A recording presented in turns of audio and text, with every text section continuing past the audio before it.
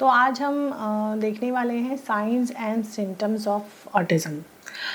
मतलब अगर आपके बच्चे में ये बिहेवियर आपको दिखे तो ये सिम्टम्स हैं।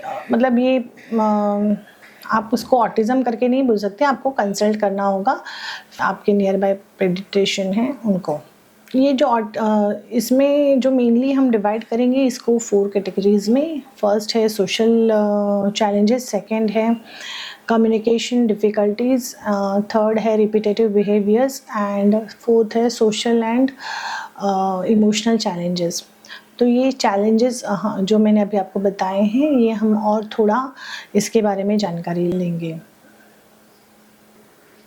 तो फर्स्ट है सोशल इंटरैक्शन, जिसमें ये बच्चों को बहुत चैलेंजेस आते हैं। फर्स्ट तो इनका आई कांटेक्ट नहीं होता है, फिर रिस्पॉन्ड टू नेम नहीं देते हैं, मतलब हम इनका नाम अगर पुकारते हैं तो ये ध्यान नहीं देते हैं। इनको अकेले रहना अच्छा लगता है, अकेले ही खेलते रहते हैं। फिर पीयर ग्रुप होता है, मतलब उनके ही सेम एज के बच्चे रहेंगे तो वो जनरली अवॉइड करते हैं उनके साथ खेलने के लिए। फिर अगर हम नॉन वर्बल कम्युनिकेशन करें तो वो समझ नहीं पाते हैं। क्लियर इंस्ट्रक्शंस जितना उनको रोज़ का पता है, ओनली जहाँ पे उनको खुद को एक नीड रहती है उतना ही वो सुनते हैं। तो इसके वजह से जनरली इनका किसी के पास किसी के साथ मिक्सअप नहीं होते हैं। तो ये है सोशल चैलेंजेस। सेकंड जो है इनको होती है कम्युनिकेशन डिफ़िकल्टीज़, जिसमें इनको जनरली ये बच्चों में पाया जाता है कि इनको स्पीच डिले होता है। तो स्पीच डिले के वजह से ये बोल नहीं पाते हैं, तो उनका स्पीच भी बहुत लिमिटेड, कोई हार्डली 1 वर्ड बोले या इंडिकेट करते हैं ये बच्चे अपनी नीड के लिए, तो ये एक होता है। फिर नॉन वर्बल कम्युनिकेशन जो है, हम फिज़िकल जेस्चर से कम्युनिकेट करते हैं, तो इनको ये पता नहीं रहता है कि क्या बोल रहे हैं आँखों से या व्हाटएवर फेशियल एक्सप्रेशन से, हम जो बॉडी लैंग्वेज से हम कम्युनिकेट करते हैं तो उनको ये नहीं पता होता है। तो ये हुआ सेकंड, जिसमें कम्युनिकेशन लैंग्वेज डेवलपमेंट का डिले होता है। अब है third, that is the repetitive language. तो रिपीटेटिव लैंग्वेज मतलब मैंने कुछ कहा तो सेम वो रिपीट करेंगे, जिसे इकोलेलिया भी बोलते हैं। तो ये जनरली इनमें पाया जाता है।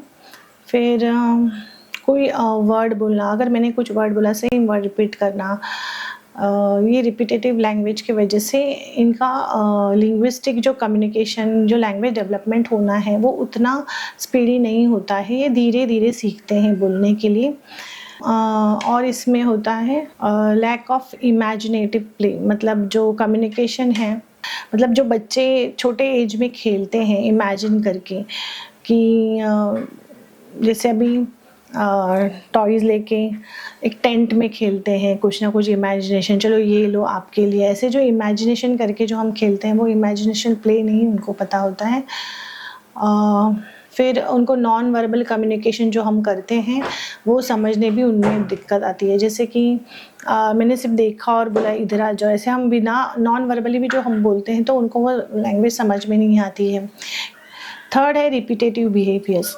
सो इसमें होता है एक फर्स्ट होता है स्टीरियोटाइप मोमेंट्स, मतलब कोई बच्चा ऐसे करेगा, फिर ऐसे करेगा, या फिर ऐसे देख के करेगा, मतलब एक ही मोमेंट वो बार बार करते रहते हैं और उनको वो अच्छा भी लगता है। मतलब उसमें कुछ स्ट्रेस आया होता है, वॉटेवर, अगर उनको कुछ स्ट्रेस आया तो वो स्ट्रेस हल्का करने के लिए भी वो करते हैं। तो ये इनमें पाया जाता है, मतलब एक ही एक्शन वो बहुत बार करते रहते हैं। फिर सेम, मतलब उनको हर एक बात सेम चाहिए, ज़रा सा भी उनके रूटीन में डिस्टर्ब हुआ तो फिर वो उस डिस्टर्बेंस को, मतलब नहीं उनको अच्छा लगता है और वो टैंट्रम वगैरह शो करते हैं। फिर उनका इंटरेस्ट भी इंटेंस, मतलब जो अच्छा लगता है उनको वही करने में उनको मज़ा आता है और वो वही करते रहते हैं। अगर आपने उनको डिस्ट्रैक्ट किया तो फिर वो टैंट्रम वगैरह दिखाएंगे, मतलब वो उनको एक ही एक्टिविटी जिसमें उनको अच्छा लग रहा है, मज़ा आ रहा है, वही एक एक्टिविटी वो करते रहते हैं। तो ये ऐसा एक इंटेंस इंटरेस्ट उनमें पाया जाता है टूवर्ड्स एनी एक्टिविटी, टॉय और थिंग। हाँ, और आपको एक बताना भूल गई, सेंसरी सेंसिटिविटीज़, जिसके वजह से मतलब बच्चा अगर एक कोई क्ले में खेलना उसको बहुत ही ज़्यादा पसंद करता है, वो क्ले में मतलब बहुत ही ज़्यादा हाथ वगैरह लगा के खेलेगा, लेकिन वही अगर दूसरा बच्चा उसको क्ले बिल्कुल भी ज़रा भी अच्छा नहीं लगता है।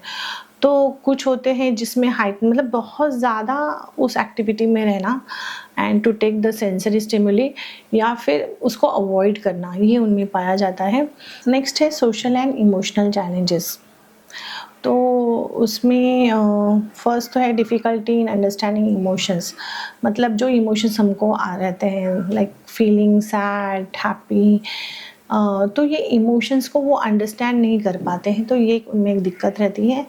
मतलब उनका हमारे पास ध्यान ही नहीं रहता है, हम उनको एक तरीके से बोल सकते हैं इमोशनलेस। उनकी अगर कोई नीड होती है, फिज़िकल नीड, भूख लगी है, उतने तक ही वो रोना-धोना, टैंट्रम दिखाएँगे। लेकिन बाकी उनको कुछ ऐसा फ़ियर मतलब आता नहीं, इस मीन्स इमोशन उनमें उतने वो नहीं रहते हैं, जो जनरल एज में बच्चों में रहते हैं।